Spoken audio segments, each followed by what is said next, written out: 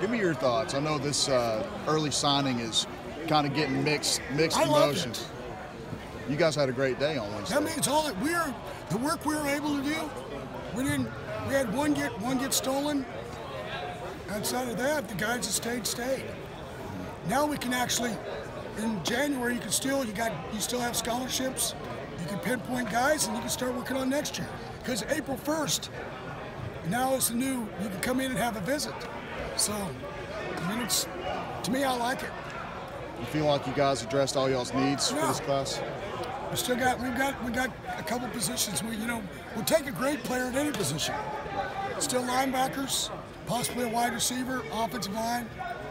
I mean, so maybe a corner. So maybe a deep. Really, again, like I said, anything great. When you got 4, 5, or 6 left, you go. Does it make you happy knowing that you can still go out and get those guys the next month and a half? Well, yeah, it's the last 2 years. Since we went to those dead days in December and January, the last 2 weeks of January become chaotic. This was far better. Yeah, we had to work out how do you do bowl practices and recruit. But really, to me now it's like, whew. So I don't have to do this for a whole month before I start this all over again. So for me, you have 17, 18, possibly 18 in the house. And then you go out and find 5 or 6, 7 more. So, can you talk about the job your coaches were able to do to secure those guys signing this early? Again, I did a lot better job last year. 2 years ago, again with my knee, we got started in junior days a lot earlier. This last year, relationships, really just was one of those situations where our group has always done a great job of working. I mean, there's nobody that works harder going and recruiting than what our group does. Our coaches. If anything, the head coach holds them back. So, this could be your first top 20 class. What does that say about what you got that you brought in? Oh, they're paper tigers. So, I won a Rose Bowl with the 65th class. So as long as they act like they're the 20th class, better than a top 20 class, then I'll be really excited. But we got a lot of work to do when they get here. But I tell you again, it was a group of guys that I thought as a general rule, was really not only were good players, but good people. I mean, really a good group of people. I mean, you get a chance in recruiting, you go talk to them. I mean, they're a good group of people.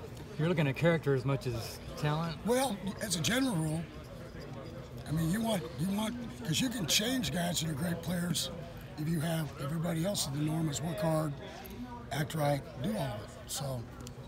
Hey, Coach, we know Justin signed yesterday, and I know you don't want to talk about it until he releases it, but so we can have something to quote when he does release it. What are your thoughts on getting him? But you won't put it out, right? No, we're not going to put it out. No.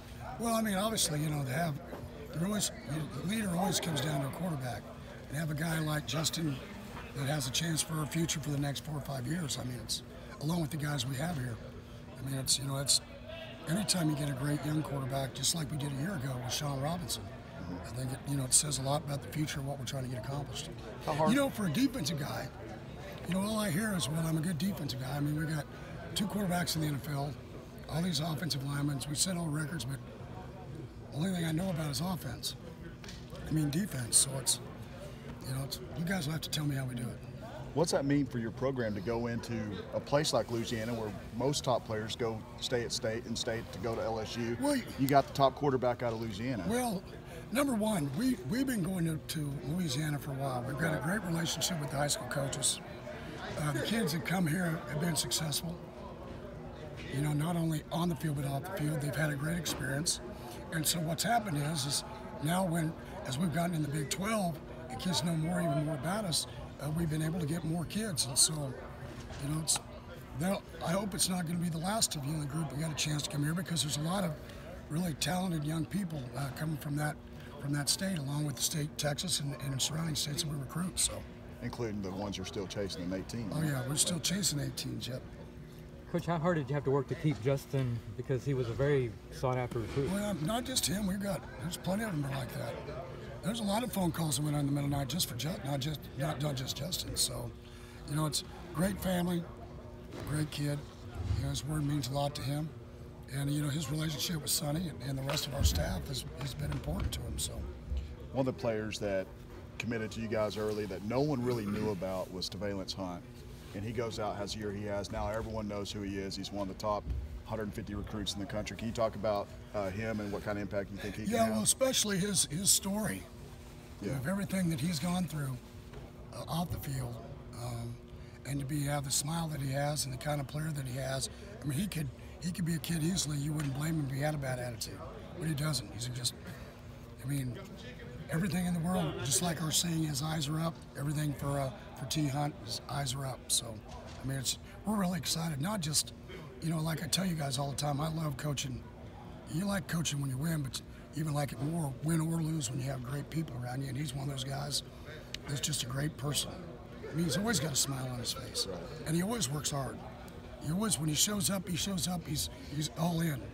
There's never such a thing as he's not all in. So, how valuable is it to pick up an extra guy like Fabian Franklin, who had committed before, and Coach Luber brought him in?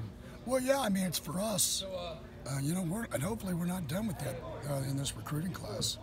But, you know, we need a running back. That was probably the biggest thing. We really need two.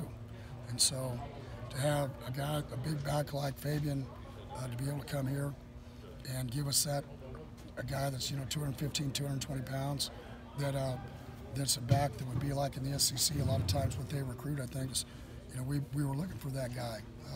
And so, you know, just we're fortunate. Him and his parents, they loved it when they were here, and to get an opportunity was great for us. Was it a little bit of a surprise to you to get him? No, I mean, I'm surprised to tell you don't think my program's high enough. I mean, you guys keep we haven't been taking a backseat to anybody, and we're not going to. I mean, bottom line is we feel like we have a lot to offer. I mean, did you guys think he would decommit? Well, I don't know. I don't think you ever know until they do it. I mean, you're in your office and do it. Just like I didn't think we'd lose the kid we lost. I mean, he didn't even know the program he went to it. He knew them for 48 hours. He's known us for 2 months.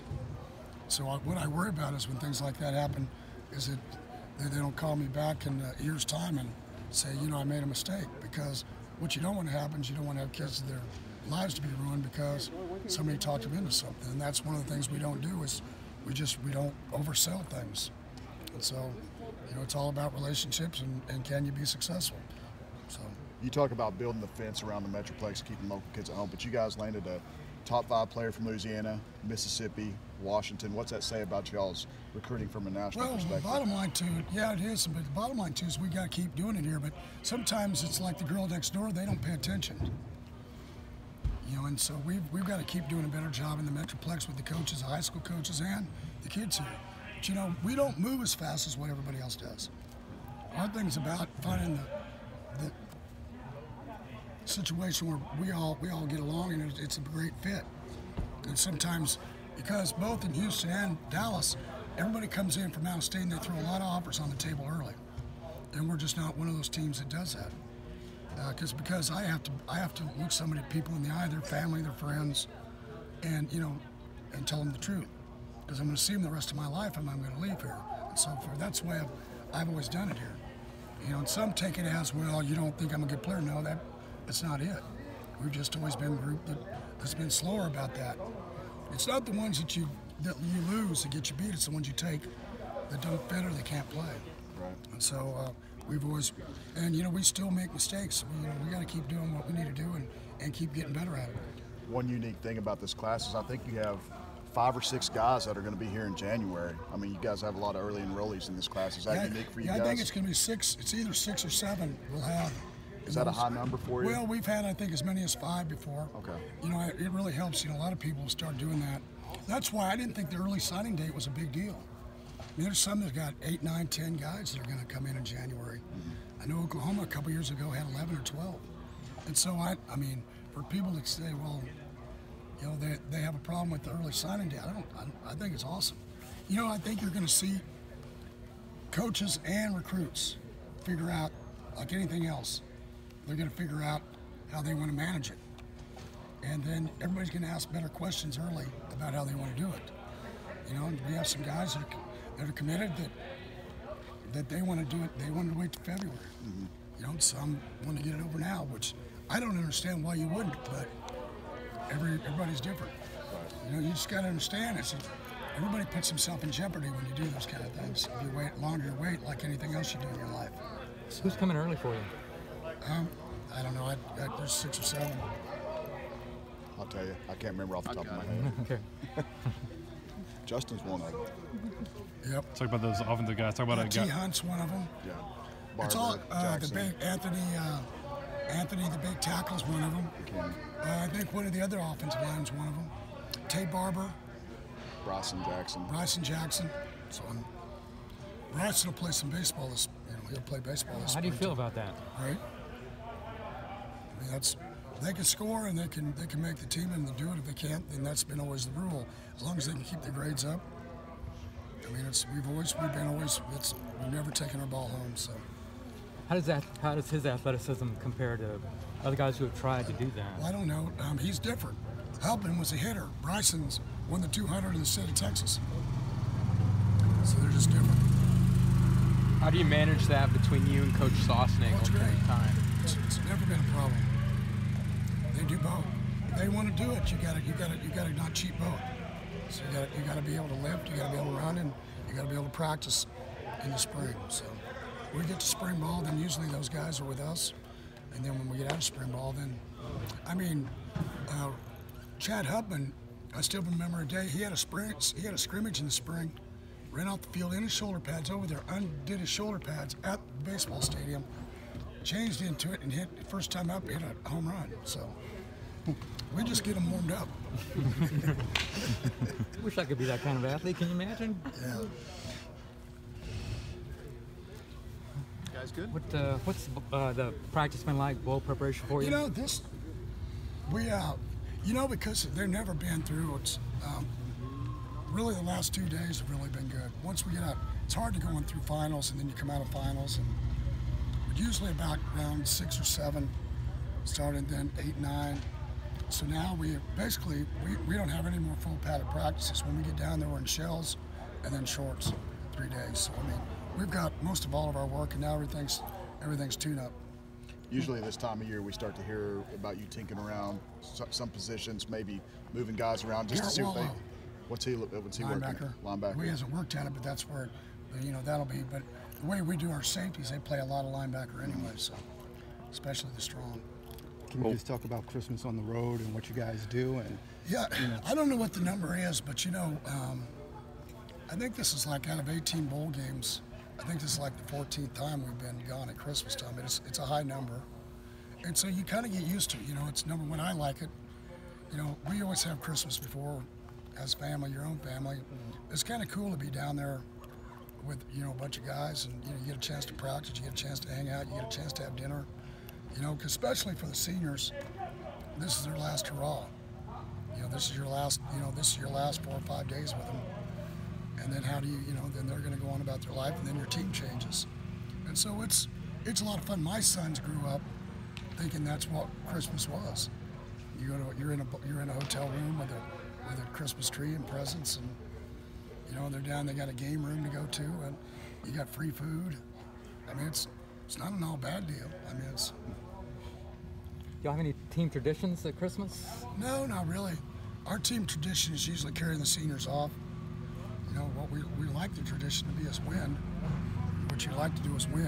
I mean, that's why you practice as hard as you do, so you get a chance to win. So. Okay,